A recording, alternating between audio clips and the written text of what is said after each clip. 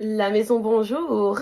Je vous présente ma nouvelle pépé que je viens tout juste de styler et j'ai trop hâte de l'installer et voir ce que ça va donner sur moi, surtout avec un bed de make-up et tout. Donc get ready with me pour voir le résultat final avec cette nouvelle pépé. Oh là là, par contre, je sens déjà la galère arriver parce que je vais devoir installer la perruque avant de faire mon make-up et en plus de ça, il y a une frange. Donc ouais, bonjour les dégâts. Mais bon, on n'a pas le choix. Bon, étant donné que je suis une grosse paresseuse et que de toute façon, il y a une frange qui cache le hairline devant, je vais juste mettre mon wig cap et ensuite de ça, coller ma perruque avec le got to be. Non, franchement, les perruques, c'est la vie, quoi. Surtout quand t'as pas beaucoup de temps pour te préparer. T'as juste à mettre un wig cap, enfiler ta perruque, un peu de colle pour sécuriser le tout et voilà, quoi. Là, en plus, j'ai déjà fait la coupe, donc c'est un gain de temps extraordinaire. J'ai juste à coller les côtés vite fait, bien fait. Là, je dégage les côtés avec des barrettes et on finit tranquillement avec du got to be. Là, on passe au make-up et toujours bien hydrater sa peau avant de commencer à se maquiller. Et là, j'utilise une crème minérale de chez MAC.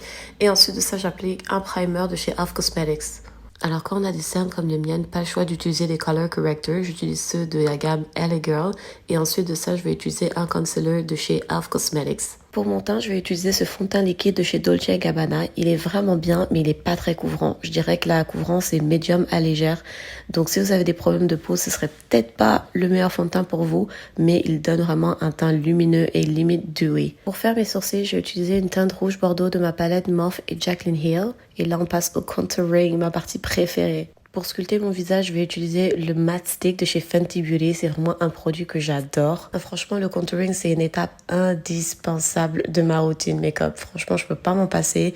C'est vraiment le moyen de sculpter ton visage, d'affiner tes traits sans pour autant passer par la case injection. Donc, on adore. Pour garder mes sourcils en place, je vais utiliser de Brow Glue de chez NYX. Et ensuite de ça, je vais setter mon visage avec mon setting spray également de chez NYX. Là, je vais set l'ensemble de mon visage avec cette poudre libre de chez MAC en collaboration avec Patrick Starr. Là, j'utilise un bronzer de chez Anastasia Beverly Hills que j'aime beaucoup parce qu'il est bien pigmenté et il donne un ton chaud à ma peau. Bon, là, je pense que vous avez quand même reconnu la poudre fixatrice Fit Me de Maybelline. Et pour illuminer le bas de mes yeux, je vais utiliser cette poudre illuminatrice de chez Shiseido. Et j'utilise le blush de la gamme Milani Cosmetics. Là, j'ai fini ma base. Il me reste à faire mes yeux et mes lèvres. Les lèvres, je sais exactement ce que je vais faire.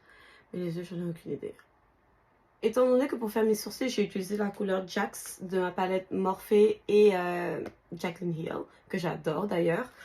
Je pense que je vais utiliser cette palette. Bon, ne me jugez pas dans un état catastrophique et plus j'essayais de la nettoyer et plus je faisais des dégâts parce que le noir s'est cassé et bien entendu ça s'est étalé partout. Mais c'est une palette que j'adore parce qu'elle est vraiment complète.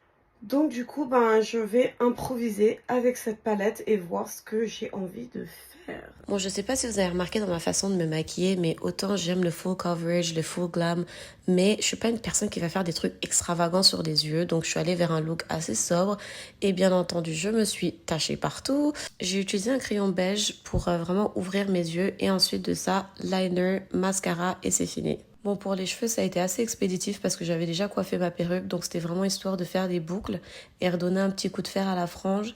Mais étant donné qu'il n'y a vraiment pas beaucoup de densité, ça m'a pas pris de temps de la coiffer. Franchement, ça m'avait jamais pris aussi peu de temps de me coiffer. C'est du jamais vu. Bon, voilà ce que ça donne. Après, j'ai pas encore fait mes lèvres parce que j'attends de m'habiller pour éviter de me tacher. Bon, bah là, du coup, comme vous pouvez le voir, j'ai fini de m'apprêter. J'ai mis mon petit outfit, petit accessoire.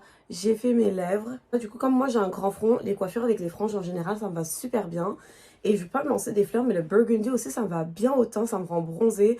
Donc, voilà, quoi. Franchement, j'adore ce look parce qu'il me rend un peu plus âgée, plus mûre. Je me plains pas, mais généralement, on me donne beaucoup moins que mon âge.